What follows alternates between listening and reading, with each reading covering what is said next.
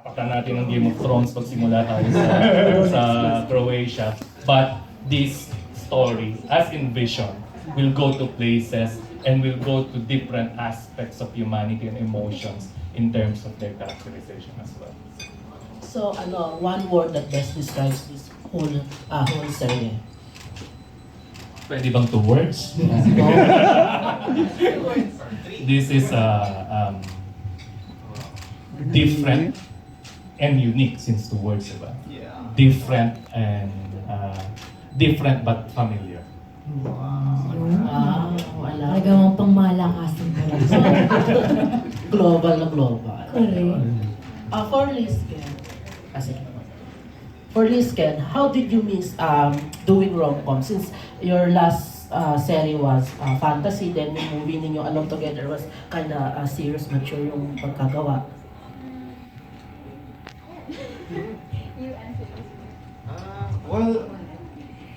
Well, na-miss na rin din naman namin, to tape yung rom-com. So we've been doing it actually for a long time, halos.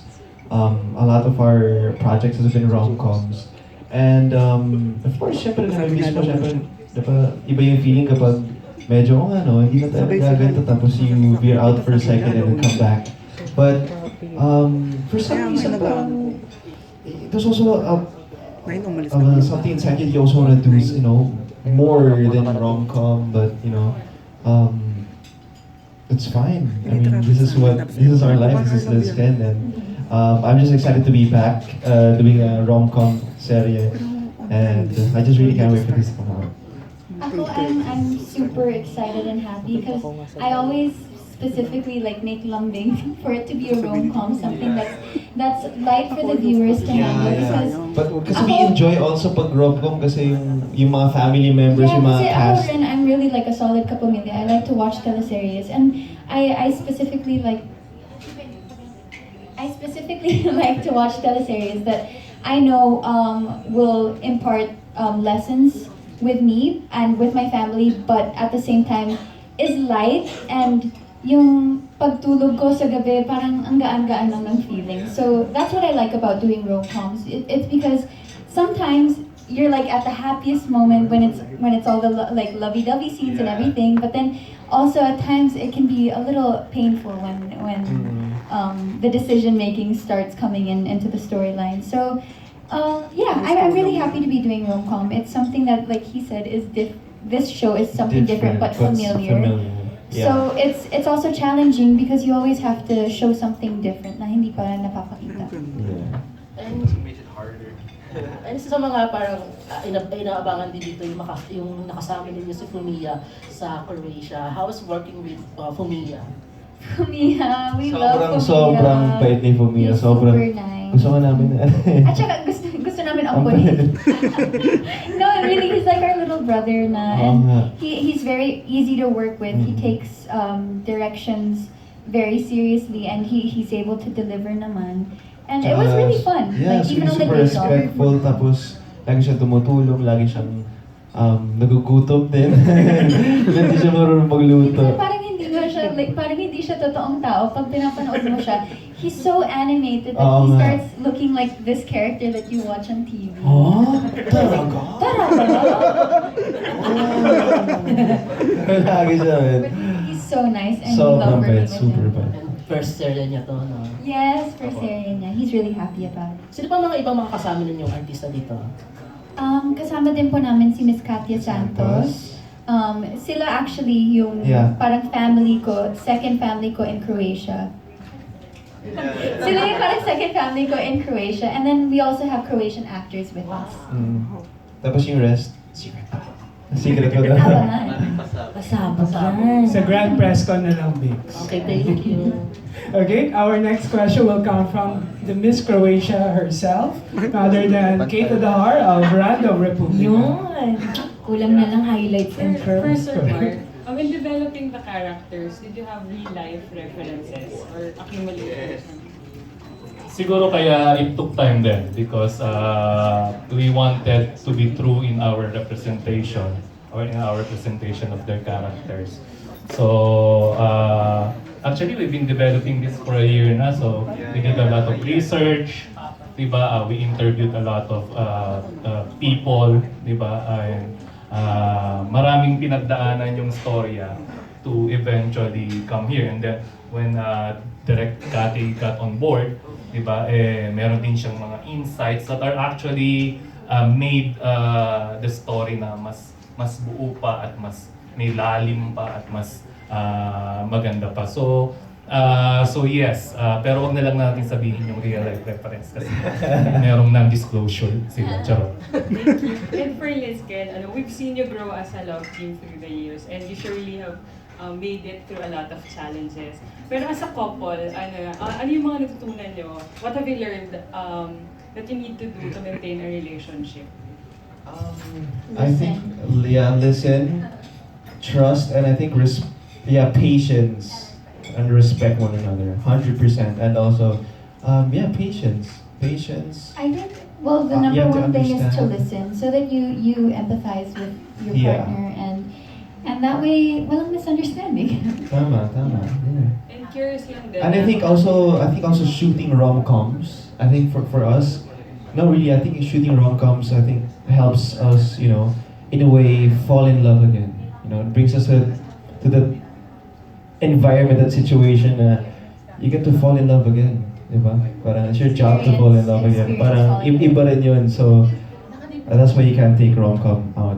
Then iba rin yung makukuha mo when you do rom-coms. And I think that's what helps us, doing rom-coms, igniting the flame. You've been together for quite some time, no? Sabi kasi nila familiarity sometimes breeds contempt. Yes, po. May mga times ba na may tampuhan tas you need to do kilig scenes and Oo naman. those- Minsan. So, baka siya lang yung tampo sa akin. Imposible namang hindi. Parang I don't remember doing a kilig scene though, na nagkakatampo. Meron ba? Hindi ko lang maalala. Hindi mo lang siguro Baka meron.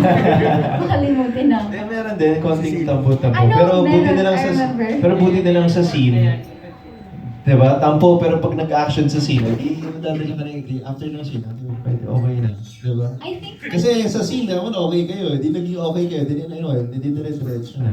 I think Diba? what's So, good about our nasa scene pa tayo relationship na is that we're very professional. Yeah, joke lang. Well, I'm not saying that other people aren't, but like I noticed about us when we do fight before taking a scene. Usually we fight in the tent, of course, and we don't yell. We've never really done that on set, but parang may konting away lang. And then when we exit the tent, parang we're not Liza and Enrique anymore. We're Billy and Gabot now. So parang we forget about the tampo. And then syempre kilig-kiliging scene. So after, you forget that you were fighting pala. Diyan lagi niya ako nakukuha eh. Pag nag-aaway kami, after ng kilig scene, parang walang nangyari. Tinanong mo ba kasi, sikreto? Joke lang. Ngayon ko lang na-realize Thank you. Thank you, Kate. Ito ang susunod na magtatanong. Gamit na gamit niya ang linyang Make It With You sa kanyang boyfriend. Wala ba kundi si Albert Abilido o Chicanes Avenue. My God, may boyfriend ko pala Sino ang boyfriend mo? Marami yan. Marami. Tapos yung sabihin, Make It With You sabay abot ng cash. Monthly allowance? Yes. Ano naman? At European currency.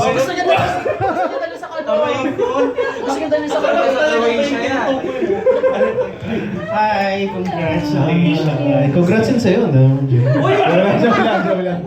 Ano tawag dito? Kasi yung the love teams of your league were, anong tawag dito, parang yung naging career path nila recently was trinay sila sa ibang partners.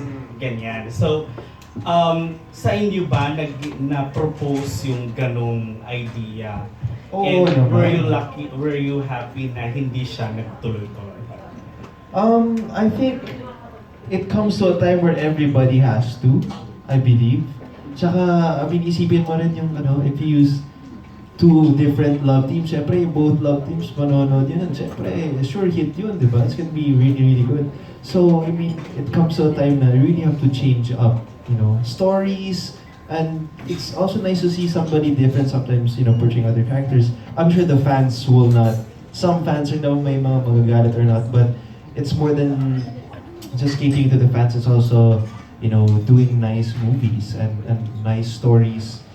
And, to see something different also. So, yeah, na-offer din sa amin, but we're lucky It to... actually was brought up, It was pero brought it up, wasn't brought brought up up. for like at the moment. They were like asking us sila inang, are you guys open to working with other actors and actresses in the future? So parang I don't think that it was really time for us, or well, it's not time for us yet to separate. But it's really inevitable because we all need it for our growth and also for the company's growth as well. So it's not like when they partner certain individuals from a love team that they're separating the love team. It's not really like that because they can always do another project right after. So the love team's always there. It's just they're expanding their craft and their talent. Tsaka, mas kikita talaga yung movies kung gano'n. Pag-iwalay mo lahat.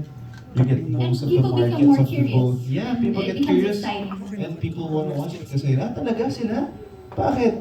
It's typical. Yeah. And second question ko is, ano yung pinaka nakakakilig na ginawa ng isa't isa na for a kiss and wake up is true? Relate na relate si Albert. Parang makakunin.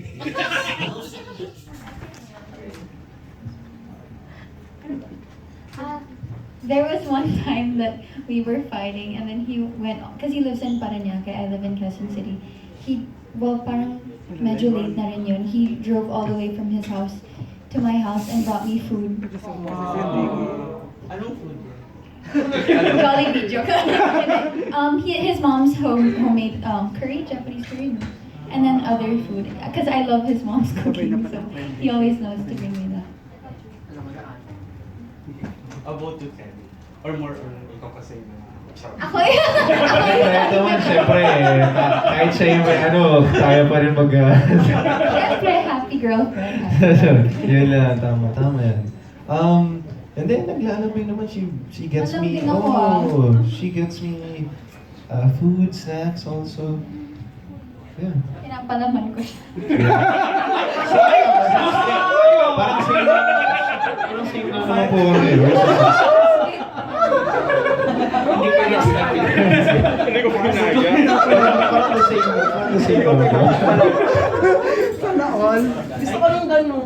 Palaman. And last na year, any Christmas plans for both of you? May pupuntan ba?